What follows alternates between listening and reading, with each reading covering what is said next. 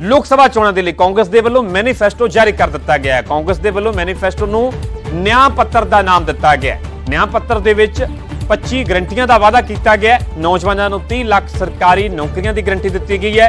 किसानां नूं MSP ते कानूनी गारंटी दा कांग्रेस ने वादा किया है। किसानां नूं कर्ज माफी का भी वादा किया गया है। खेती नूं GST मुक्त करने की भी गारंटी दी गई है। गरीब महिलावां नूं 1 लाख रुपए सालाना आर्थिक मदद की गारंटी दी है।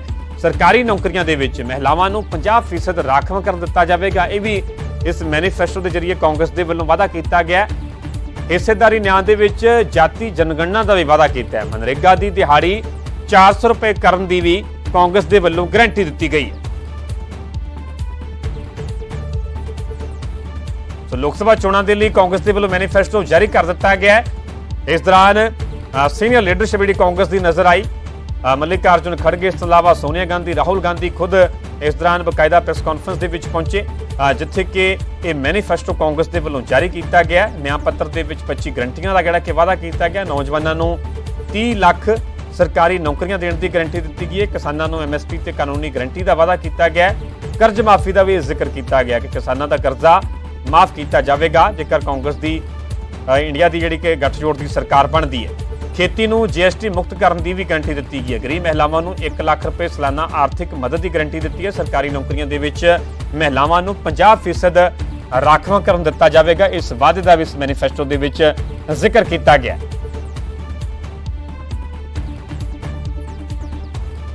देखिए, कांग्रेस ये जो मैनिफेस्टो बना है, ये मैनिफेस्टो कांग्रेस पार्टी ने नहीं बनाया है।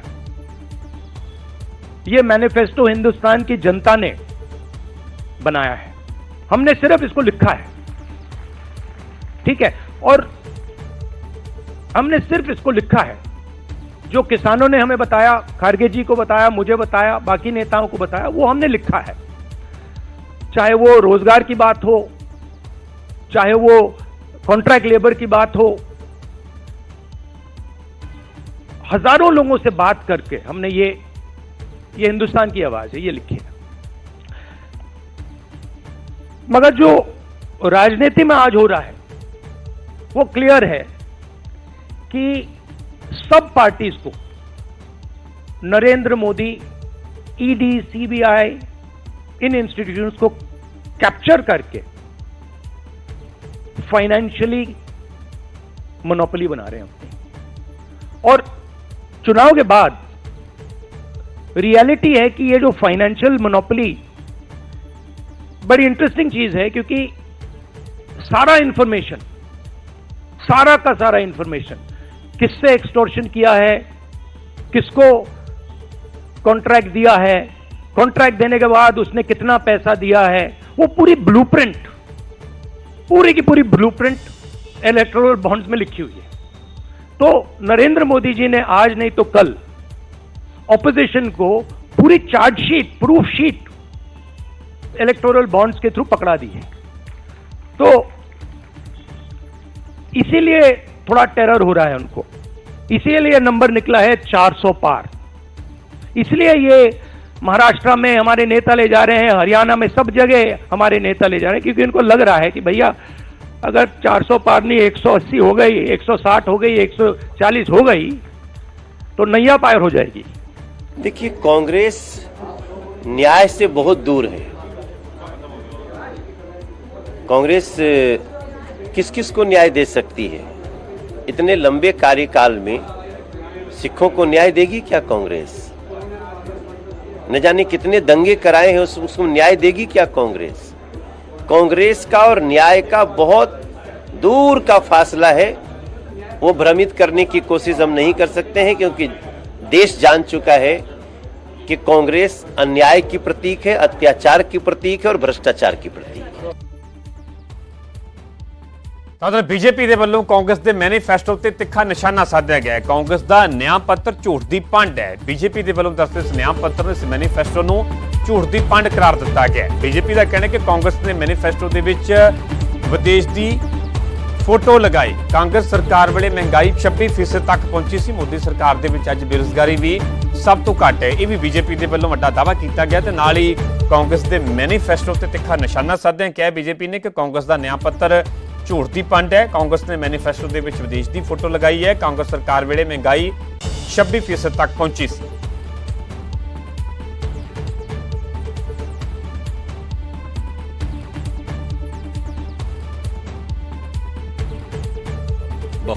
कैसी कैसी चीजें करने का प्रयास करते हैं। अब देखिए साहब, आपने कांग्रेस के मैनिफेस्टो में देखा होगा, ये वाटर मैनेजमेंट के ऊपर ये फोटो है।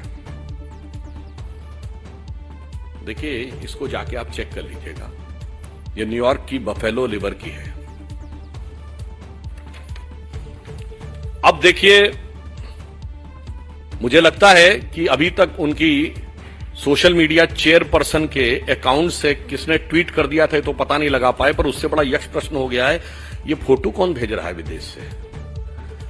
मतलब ऑन द लाइटर नोट मैं कहना चाहूंगा, बफेलो शब्द को हिंदी में भैंस कहते हैं और हिंदी में कहावत होती है अकल बड़ी है भैंस।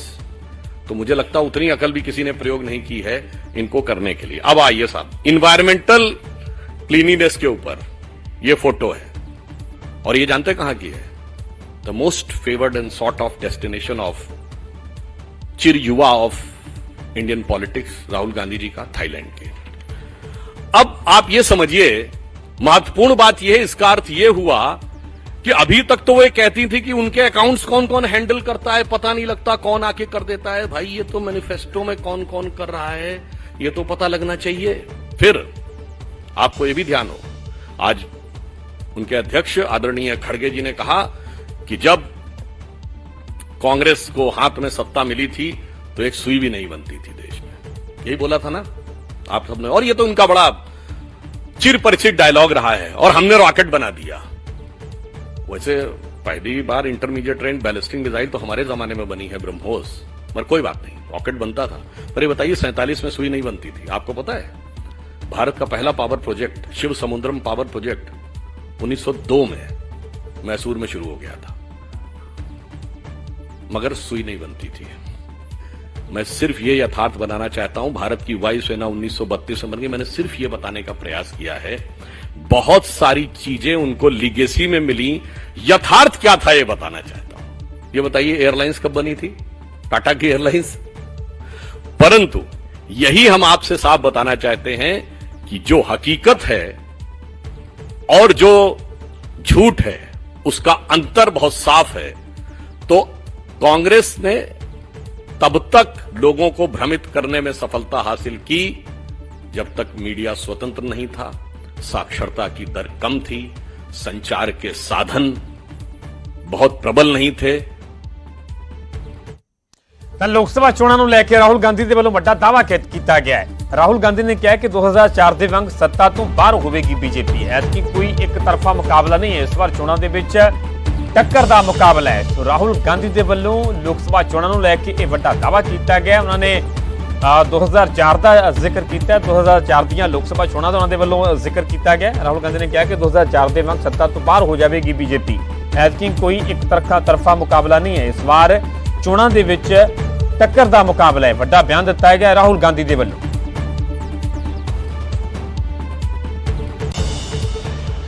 Well, you know, I'm not a soothsayer. Unlike many political commentators, I can't predict the future. But what I'm confident of is that this is a much closer election. It is a close election and we are going to fight an excellent election and we are going to win the election. ਤੇ ਹੁਣ ਗੱਲ ਕਰਾਂਗੇ ਪੰਜਾਬ ਦੇ ਵਿੱਚ ਭਖੇ ਚੋਣ ਅਖਾੜੇ ਦੀ। ਮੋਗਾ ਦੇ ਵਿੱਚ ਹੰਸਰਾਜ ਹੰਸ ਦੇ ਵੱਲੋਂ ਰੋਡ ਸ਼ੋਅ ਕੱਢਿਆ ਗਿਆ। ਹੰਸ ਦੇ ਰੋਡ ਸ਼ੋਅ ਦੇ ਦੌਰਾਨ ਵੱਖਰੀ ਤਸਵੀਰ ਨਜ਼ਰ ਆਈ। ਹੰਸਰਾਜ ਦੇ ਰੋਡ ਸ਼ੋਅ ਦੇ ਨਾਲ ਕਿਸਾਨਾਂ ਦਾ ਵਿਰੋਧ ਪ੍ਰਦਰਸ਼ਨ ਵੀ ਰਿਹਾ। ਇੱਕ ਲੇਨ ਦੇ ਵਿੱਚ